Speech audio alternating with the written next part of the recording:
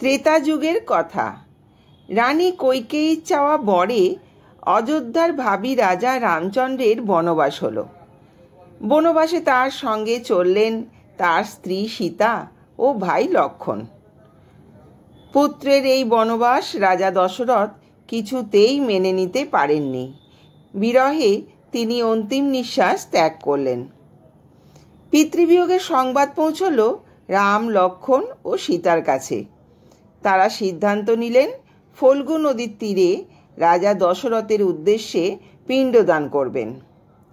রামচন্দ্র ও লক্ষ্মণ পিণ্ডদানে যাবতীয় সামগ্রী আনতে বাহির হলেন, আর মাতা সীতা পিণ্ডদানের অন্যান্য সমস্ত ব্যবস্থা করতে লাগলেন। হঠাৎ মাতা সীতা রাজা দশরথের কণ্ঠ শুনতে পেলেন।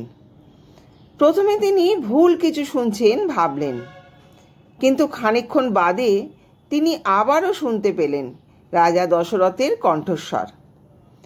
তিনি তার পুত্রবধূর কাছে ক্ষুধা নিবারণের জন্য বালির পিণ্ড চাইছেন, কারণ তার কাছে দেবী সীতা হলেন তার পুত্র সম, আর এই ঘটনার তিনি সাক্ষী রাখতে বললেন। মাতা সীতা রাজা দশরথকে পিণ্ডদান করলেন।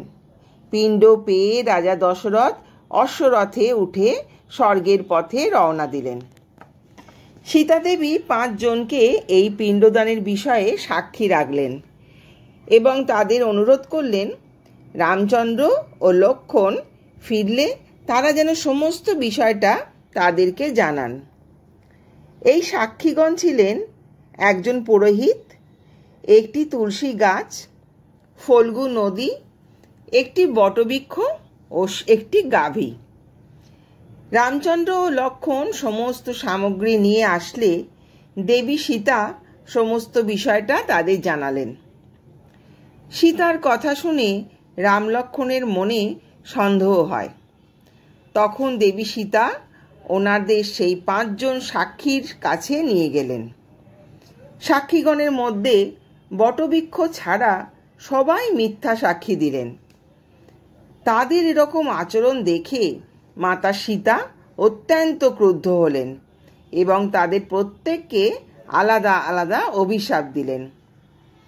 পুরোহিতকে অভিশাপ দিলেন তিনি পূজা অর্চনা করে যা অনুদান পাবে তা দিয়ে তার কোনো দিনও অভাব ঘুচবে না। মাতা সীতা ফল্গু নদীকে অভিশাপ দিলেন এই নদী সারা বছর শুকনো থাকবে। গাভীকে অভিশাপ দিলেন প্রতিটি বাড়িতে তোমার পূজা হলেও সেখানকার এঁটো খাবার তোমায় খেতে হবে। তুলসী গাছকে বললেন তুমি পবিত্র বৃক্ষ হিসেবে মান্যতা পেলেও তোমার জন্ম হবে যেখানে সেখানে।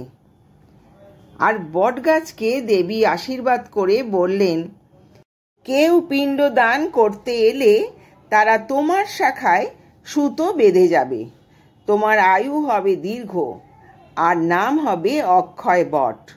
কালের সাক্ষী হয়ে মাথা উঁচু করে দাঁড়িয়ে থাকবে তুমি। তবে কোনো কোনো ক্ষেত্রে এই সাক্ষীদের নাম ভিন্ন হতেও দেখা যায়। 5 জন সাক্ষীর মধ্যে 4 জন সাক্ষী মিথ্যা বলায় রামচন্দ্র ও লক্ষ্মণ পুনরায় রাজা দশরথের উদ্দেশ্যে পিণ্ডদানের ব্যবস্থা করেন। কিন্তু পিণ্ড দান করার সময় তারা রাজা দশরথের কণ্ঠস্বর শুনতে পান। বলেন দেবী সীতা সফলভাবে এই কাজ করেছেন, ওই কাজ পুনরায় করার প্রয়োজন নেই। রামচন্দ্র ও লক্ষ্মণ নিজেদের ভুল বুঝতে পেরে সীতার কাছে ক্ষমা প্রার্থনা করেন। এই 4 জন সাক্ষী মিথ্যা সাক্ষী দিয়েছিল কেন সে বিষয়ে বলা আছে। পুরোহিত মিথ্যা বলেছিলেন কারণ আবার পিণ্ডদান হলে তিনি পুনরায় দান দক্ষিণা পাবেন এই লোভে। গাভী বলেছিলেন পিণ্ডদান অনুষ্ঠানে খাবার ভক্ষণ করার জন্য। ফল্গু নদী রামচন্দ্রের পূর্ণ স্পর্শ পাওয়ার আশায় মিথ্যা বলেছিল। আর তুলসী আরও একবার আরাধ্য দেবতার স্পর্শ পাওয়ার উদ্দেশ্যে মিথ্যা বলেছিল। বন্ধুরা, এই ধরনের আরও কাহিনী শোনার জন্য চ্যানেলটাকে সাবস্ক্রাইব করে পাশে থেকো। সবাই সুস্থ থেকো, ভালো থেকো।